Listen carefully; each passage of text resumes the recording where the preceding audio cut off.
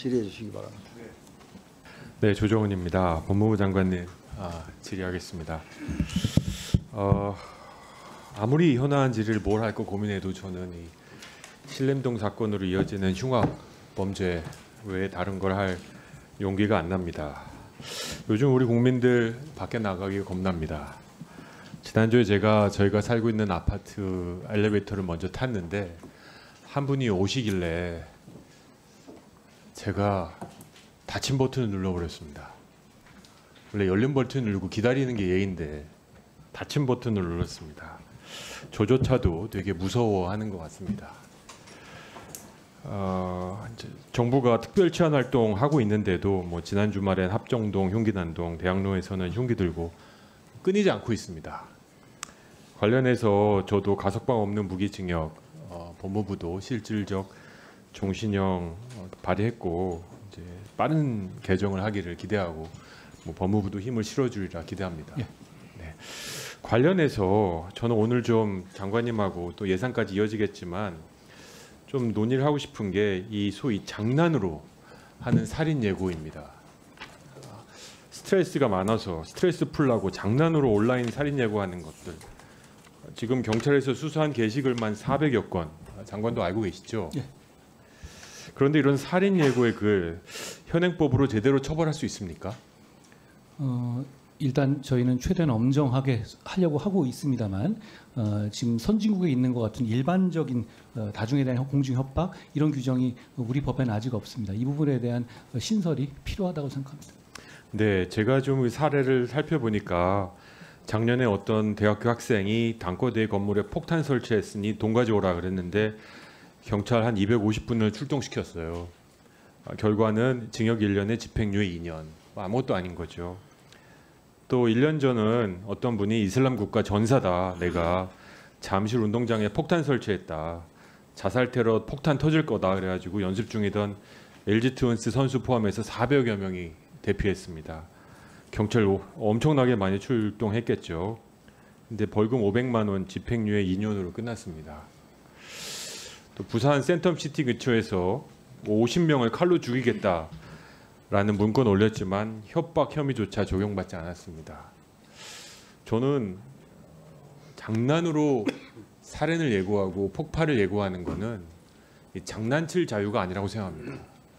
이건 대한민국을 짐승국가, 정글국가로 만들어가는 아주 나쁜 죄라고 생각합니다. 근데 이거를 죄로 받아들일 수 있도록 법 개정이 반드시 필요하다고 생각하고요. 또 하나는 굉장히 가슴 아픈 게 이런 흉악범죄 예고글의 상당수가 10대라고 합니다. 그 통계도 혹시 알고 계십니까? 예. 저는 우리 청소년들이 이런 범죄의 심각성을 너무 모르는 것 같아요. 장관님, 법무부에 이걸 위해서 범죄 예방 정책국이라는 게 있죠. 예. 네. 범죄 예방 정책국에서 매년 법 교육을 하신다고 들었는데 이런 흉악 범죄에 대한 범죄를 좀 강화해야 될 것 같은데 어떻게 생각하십니까? 예, 그러니까 지금 의원님 말씀하신 것처럼 이게 인터넷 접근성이라든가 또 이렇게 치기라든가 이런 게 좀 결합돼서 살인 예고글의 상당수가 10대입니다. 보통 같은 경우는 이런 거 그냥 훈방이고 넘어갔겠지만 최근에 검경이 여기에 대해서는 반드시 메시지를 줘야 된다고 해서 미성년자라고 하더라도 상당수를 구속하고 있습니다.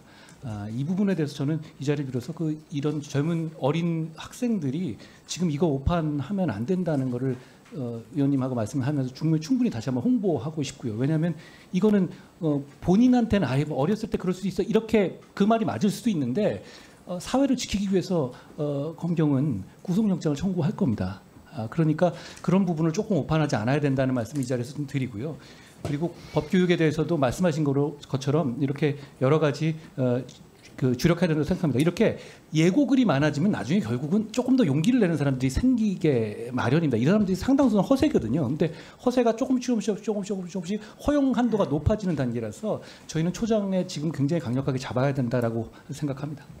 예, 허세라고 말씀하셨는데 일반 국민들은 무서워요. 그렇습니다. 예. 어디서 그러니까 제가 허세라고 말씀드린 거예요. 네. 이게 경미하다는 취지가 전혀 아닙니다. 이거는 반드시 문제가 되면 감옥에 그 허세의 대가가 감옥 가는 일이 될 겁니다. 맞습니다. 이제는 그것을 장난의 자유가 아니라 다시 말씀드리지만 대한민국을 범죄국가, 짐승국가, 정글국가로 몰아가는 죄다라는 인식을 좀 분명히 세우셨으면 좋겠고요.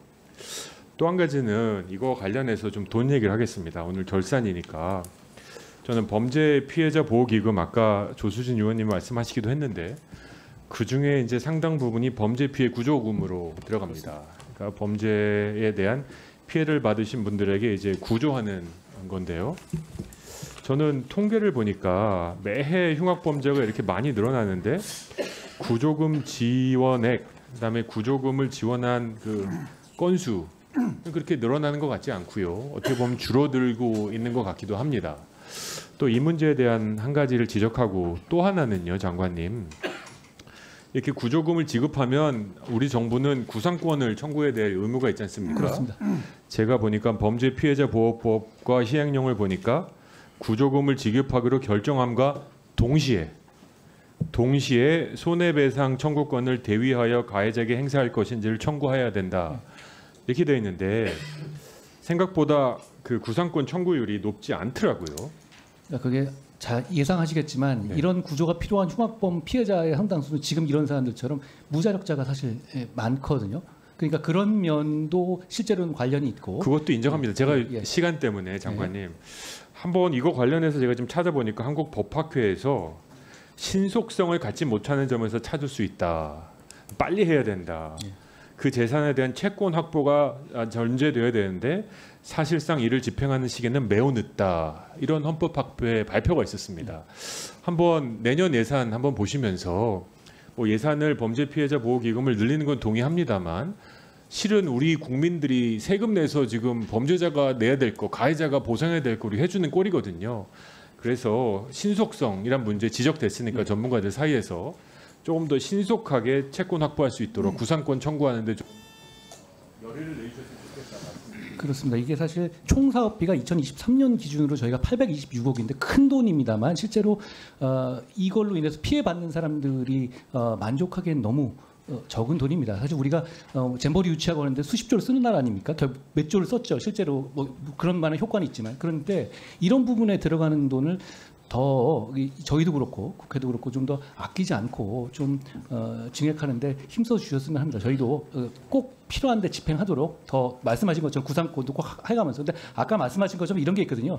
흉악범의 문제가 상당수가 이제 사회적으로 자격이 없는 경우가 많단 말입니다. 그러니까 구상권이 사실상 별로 의미가 없고 그렇기 때문에 사실 이런 기금이 필요한 것이죠. 그런 점들 감안해서 저희가 잘 집행하도록 하겠습니다.